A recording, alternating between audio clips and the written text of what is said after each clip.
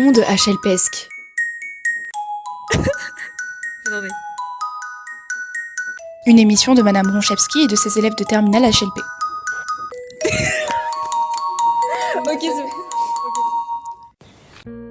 pour le prix lycéen de philosophie, nous avons décidé de nous poser quelques questions sur le voyage en rapport avec le livre de Juliette Maurice, Renoncer au voyage. On avait quelques questions.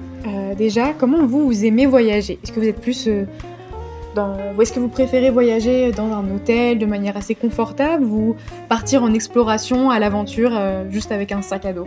Alors, pendant longtemps, mon mode de voyage préféré a été le mode, comme vous disiez, plutôt exploratrice, où je partais avec un sac à dos sans anticiper ni hôtel, ni billet de train, ni quoi que ce soit, et que j'explorais au jour.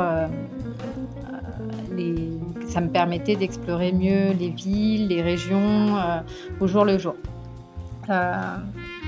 Maintenant, ce mode de voyage demande une certaine liberté d'organisation que ma vie personnelle et familiale ne me permettent plus. Ce mode libertaire, contrairement à ce qu'on pense, demande de ne pas avoir beaucoup de contraintes et donc est très contraint quelque part. Et donc maintenant, oui, je voyage plus dans des hôtels, pas pour avoir le confort physique, mais plutôt le confort mental, d'avoir quelque chose d'organisé sur lequel je peux me reposer. Donc moi, je préfère être plutôt confort, donc dans un hôtel, pas rester au même endroit, changer d'endroit, visiter. Vous voyez pas partir juste avec un sac à dos, une tente ? Non. Moi, je suis plutôt maison et confort, mais un petit voyage d'exploration de temps en temps, c'est pas mal. Mais je suis pas du genre à être, dès que j'ai 2 minutes ou dès que j'ai un week-end, à partir sur les routes, etc. La vie est quand même pas mal chargée pour aussi apprendre à se poser. Okay. C'est une question d'âge aussi. Vous voyez pas partir avec un sac à dos comme ça, en bivouac, en plein milieu de la France En plein milieu de la France, si. Ouais, non, ça me pose pas de problème. Après, il faut que le corps suive. Mais non, je suis moins genre sac à dos à l'étranger, par exemple. Ça, c'est moins dans mon caractère. Mais non, je recherche pas l'hôtel 5 étoiles à chaque fois. Ça me dérange pas. Sac à dos France, sac à dos montagne, ouais. Montagne, oui. Est-ce que vous serez prêt à arrêter de voyager ? Oui, arrêter de prendre l'avion, par exemple, soit pour des raisons écologiques. Alors, je prends très rarement l'avion, mais rarement. Et donc, ça me coûterait pas grand-chose d'arrêter. Voilà. Donc, ce serait pas quelque chose d'horrible pour vous ? Pas du tout. C'est concevable ? Je pense que, comme la plupart des gens, je voyage déjà différemment. Je vais plus être autant tentée qu'avant de partir très loin à l'étranger avec des destinations très éloignées et très exotiques. Plutôt préférer des destinations proches qu'on ne connaît pas si bien que ça, qui me permettent de voyager en train. Ah bah déjà, oui, ça c'est une grande considération. Ça fait déjà un moment que moi, dans ma famille, on se pose la question, on essaye de limiter l'impact carbone. Oui, alors après, oui, moi ça pose aucun souci. Limiter, de toute façon, ça fait déjà plusieurs années, ça fait déjà 3-4 ans, déjà pour des raisons familiales, parce qu'on j'ai eu des petits-enfants, etc. Mais ça fait un petit moment que on a limité nos déplacements à l'Europe, par exemple. Voilà, on a plein d'idées, moi je rêve d'aller en Nouvelle-Zélande, et je pense que c'est un truc que je ne ferai pas. Soit je ne le fais pas pour des raisons écologiques, soit je le fais pour des raisons de survie, parce qu'on va se prendre une attaque des Russes sur la tronche d'ici 5 ans, et je dis qu'il faut vivre avant de s'enfermer pendant 20 ans de marasme européen. Mais bon, a priori, on est plutôt dans cette dynamique-là, on reste sur l'Europe. Okay. Du coup, pour vous, voyager, c'est pas forcément essentiel, même si c'est pas forcément voyager en Nouvelle-Zélande, mais juste... qu'est-ce que vous en pensez ? C'est quoi votre rapport au voyage pour vous ? Est-ce que ça fait du bien de partir un peu de chez soi, d'aller autre part ? Je crois que c'est fondamental. Il y a le problème particulièrement avec ce problème de repli, comment je veux dire, d'isolationnisme, de nationalisme, le terme m'échappe, mais des civilisations qui se replient sur soi, c'est d'autant plus fondamental. Mais j'ai l'impression qu'on se retrouve de plus en plus, de moins en moins nombreux à être intéressés en fait par la culture de l'autre, et ça peut ne passer que par le déplacement, parce qu'il y a d'autres manières évidemment de voyager. Moi, ça ne m'empêche pas de voyager d'autres manières, même si je reste chez moi. Mais évidemment, je veux dire, passer sa journée sur RMC Découverte, c'est pas la même chose, ou sur National Geographic, c'est pas la même chose que d'aller à l'encontre d'une civilisation, à l'encontre d'un milieu naturel différent, etc. C'est fondamental, évidemment, particulièrement en ce moment. Mais il faut pouvoir le faire, et financièrement, et écologiquement. Et pourquoi vous voyagez ? Est-ce que vous le faites parce que c'est les vacances et que c'est une habitude, ou est-ce que vous y voyez un intérêt ? Est-ce que ça vous manque parfois de ne pas voyager ? Vous vous dites, ça fait longtemps, j'aimerais découvrir d'autres endroits Alors un peu les deux en fait, c'est-à-dire que y a une part d'habitude, c'est les vacances donc on voyage. Il y a aussi une part vouloir découvrir d'autres choses.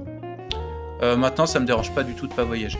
Donc pour vous, rester chez moi ça me dérange absolument pas. C'est pas essentiel pour vous de voyager, Non. c'est pas un besoin Non. D'accord.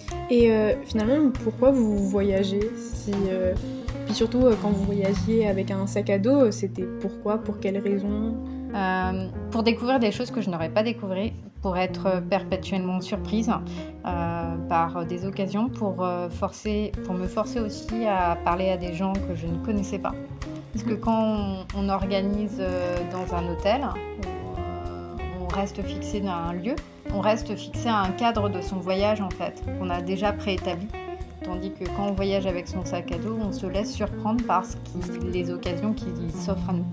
Est-ce que du coup vous avez d'autres manières de voyager ? Alors, non, pas du tout. Enfin, si, d'autres manières de voyager. Il y a plein de manières de voyager, évidemment. Il faut les trucs classiques, quoi. La littérature, le cinéma. Pour moi, ce serait plutôt le cinéma. J'avoue que si vraiment j'ai besoin d'une échappatoire à la réalité, ça va particulièrement être le cinéma. Sous toutes ses formes, d'ailleurs, quelle que soit, voilà. Ça peut être aussi la musique, parce qu'à travers la musique, on peut voyager à travers une autre culture, surtout qu'aujourd'hui, toutes les musiques sont accessibles, toutes les cultures sont accessibles, donc ça peut donner aussi un rapport à la culture de l'autre différent. C'est une autre manière de voyager. Après, je crois que ça va être essentiellement ça. Si c'est le voyage, si on part que le voyage, c'est forcément l'autre. C'est ça la question. Après, le voyage, ça peut être introspectif, ça peut être en soi-même, ça peut être... Je vous passe les différentes versions, quoi. Et du coup, ça c'est une question juste pour vous. Est-ce qu'une TC sans voyage au ski, pour vous, c'est concevable ? Alors déjà, voyage au ski, c'est très réducteur comme manière de dire, parce que réellement, on appelle ça classe transplantée, et c'est vrai. C'est-à-dire que mine de rien, il y a quand même 6 heures de cours par jour. Et le ski, on fait à peu près 3 heures de ski par jour. Le fait d'avoir ce principe de classe transplantée, moi je trouve ça très important, puisque ça met vraiment en place beaucoup de bases pour une bonne cohésion de classe, pour que les élèves se sentent bien dans la classe, et ça me paraît extrêmement important. La question de pourquoi le ski, parce qu'en fait c'est une activité qui est pas très chère, contrairement à ce qu'on pourrait penser. C'est-à-dire que trouver un lieu où on peut être avec 35 élèves pendant une semaine, les occuper pendant une semaine pour un prix aussi bas que possible, le ski c'est bien placé. Donc finalement, le voyage au ski, je mets des guillemets, ce qui compte, c'est pas tant le fait de voyager, mais c'est plus de créer une cohésion. De mon point de vue, oui, ce qui compte, c'est cette espèce de bulle qui se met en place, où les élèves sont vraiment entre eux, apprennent à beaucoup mieux se connaître, apprennent à beaucoup mieux s'aider.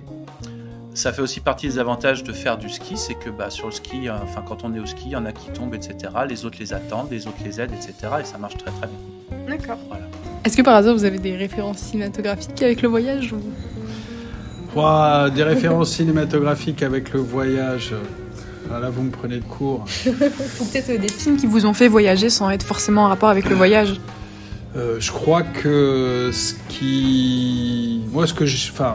dans les derniers films que j'ai pu voir ou dans les derniers rapports que j'ai pu avoir avec le cinéma et le voyage, ça va être des films qui vont mélanger une culture, une approche occidentale avec une couleur ancestrale locale différente. Je pense à des films comme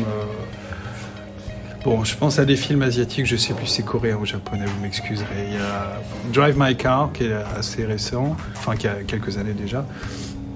Et puis Decision to Live, je sais pas si vous avez vu ce film-là. Bon, voilà, on a des films qui se passent avec des relations humaines. Ce que je trouve intéressant, c'est que ce sont des relations humaines universelles à travers un policier, une suspecte ou dans Drive My Car, c'est un metteur en scène. Ça, c'est un metteur en scène. Ah oui, en plus, il met en place une pièce où personne ne parle la même langue. Voilà, ça c'est un exemple. Je ne suis pas forcément sur vraiment l'introspection, le voyage, le film en costume japonais qui va se passer dans l'Empire, etc. Même si ça m'intéresse, mais si j'ai une connexion en fait comme ça qui va faire un pont en fait entre une culture et une autre et qui va nous faire voir des choses différentes à travers d'autres cultures, ça j'adore. J'adore tout ce qui va être science-fiction imprégné d'une culture ancestrale. J'ai très hâte de voir Mickey 17, là, le prochain Bong Joon-ho, je crois. Parce qu'il y a ça, parce qu'il y a une vraie culture, même s'il s'occidentalise avec Hollywood, etc. Il y a quand même empreint quelque part une culture et une approche à travers son cinéma, une approche coréenne, je crois, qui est vachement intéressante. Voilà. Et vous parlez du voyage comme quelque chose d'assez enrichissant. Est-ce que pour vous, c'est essentiel de voyager alors ? Actuellement, moi, le voyage, c'est l'outil qui me permet de réellement me déconnecter. Mm-hmm.